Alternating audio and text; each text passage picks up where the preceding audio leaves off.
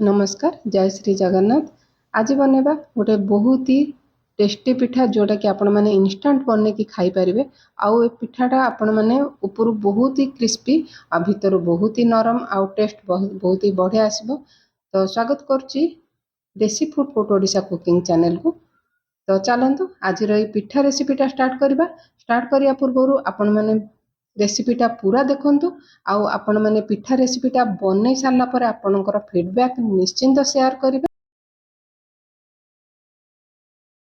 तो ये पिठा बनवाई गोटे कड़े नहीं जोटा कि आपण मैंने सिल्वर कड़े लुहा कड़े ये नॉनस्टिक कड़े नहीं आपण माप हिसाब से बनवाई आप मेजरिंग कप यूज करेंगे गिना ग्लास जेको जिन यूज करेंगे मुझे गिना यूज कर तो जी पिठा बनइबे से अनुसार मापरे आप पानी ने मुझे 2 गिना पानी यूज कर तो ये पानी टी गरम हो सारा अल्प लुण देती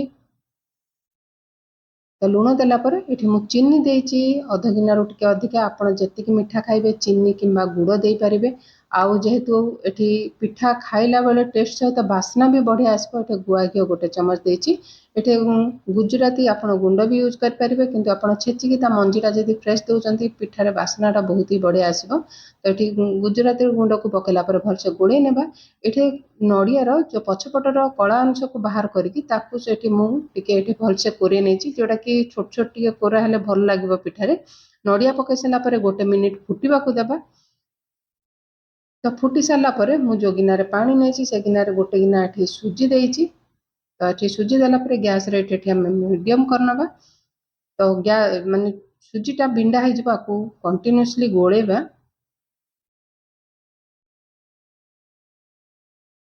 तो ये मुझे मैदा गोटे गिना जो गिनारे मुझे पानी देती से गिनारे गोटे गिना मैदा नहीं मैदा जगह आप अटा भी यूज करेंगे किंतु मैदार ए पिठाटा बहुत ही टेस्टी बनूची। तो अटार आप बहुत थर बनई थर मैदा को पकईकि आप देखते ए पिठा बहुत ही टेस्टी बनूची।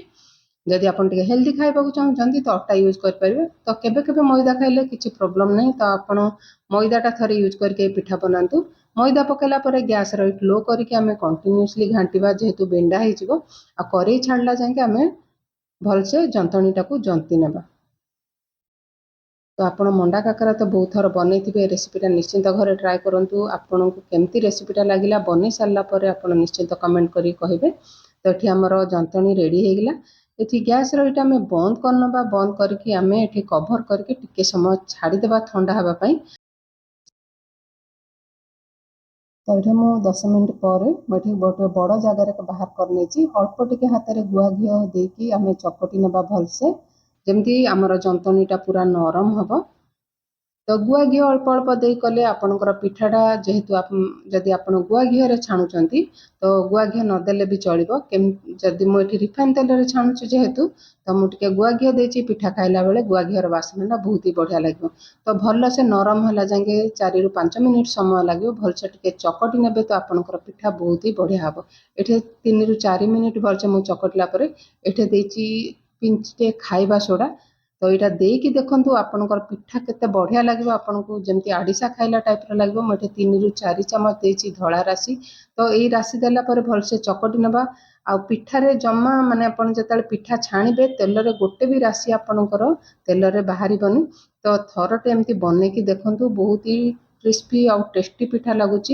आपन जदि गरम गरम खाइबे तो बहुत ही क्रिस्पी रहिबो आपन ठंडा हला पर भी आपन को क्रिस्पी रहिबनी किंतु पिठाटा गोटे बढ़िया लगे आपन को खाइबा को।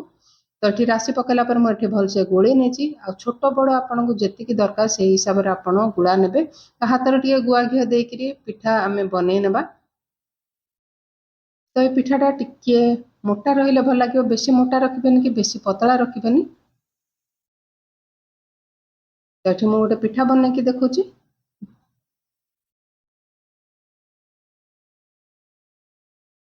तो हाथ में भलसे आपको स्प्रेड करनबा जमती बेसी पतला कि बेसी मोटा हेनी देखिपे।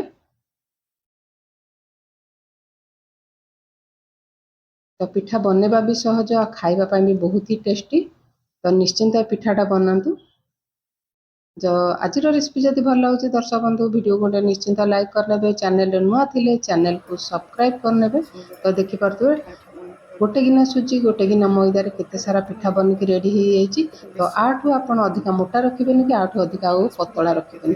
आ राशि जाक देखंतु केते सुंदर दिशुचे छाणिला परे भी आपनकर गोटे राशि तेल रे भासीबनी। तो चलंतु ये छाणवाई मुझे सेम कड़े रिफाइन तेल नहीं देखिपे तेल भी मुझे अधिका नहीं आप कम तेल भी पिठाटा छाणी पारे। आते छाणवे तेलटा को बहुत भलसे गरम करने दरकार। गरम तेल रे आपण पिठा जितेटा चाहिए सेटा पकई पारे। आपणकर कड़े बड़ सान हिसाब से आप पिठा पकेबे।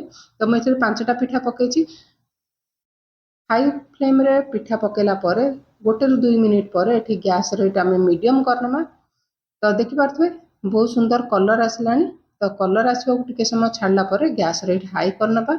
हाई हिट्रे एठू गोटे पिठा छाणिया आपन को 5 ରୁ 6 मिनिट समय लगे। जमती भल जदि आप पूरा गरम तेल रे हाई फ्लेम रे छाणबे भितरटा आपनकर भलसे छाणी हबनी। तो प्रथम हाई फ्लेम रे पकेबे 1 ରୁ 2 मिनिट छाड़ला पर गैस रेट मीडियम करके पिठा सबको छाणी नेबे जमती भलसे पिठार कलर आसबो। आ देखि पाथो गोटे भी राशि आपनकर तेल रे जमती भासुनी आ सब पिठारे आपनकर राशि बढ़िया से दिसबो। खाइबा भी बहुत ही बढ़िया लगे। ये पिठा सब छाणी हो गला। पिठा सबको बाहर करनबा। आउ जेतिकी तेल रे एक्स्ट्रा ऑयल अछि ताको प्रेस करके बाहर करनबा। तो देखि पारथो हमर पिठा एठे बनिकी रेडी हो गला। आ देखि पारथो ऊपर केते क्रिस्पी भीतर बहुत ही नरम। आ वीडियोटी भल लागितिले फेसबुक पेज को भी निहाती फॉलो करनेबे। एमती भल भल रेसिपी देखिबा पई मो चैनल को सब्सक्राइब करनेबे। पुणी आसीबी गोटे नुआ रेसिपी सहित भल खातु सुस्थ रुहतु। आउ जदि आपको रेसिपीटा बहुत ही भल लगुच शेयर करने को जमारू भूलबेनि। वीडियोटा पूरा देखि धन्यवाद।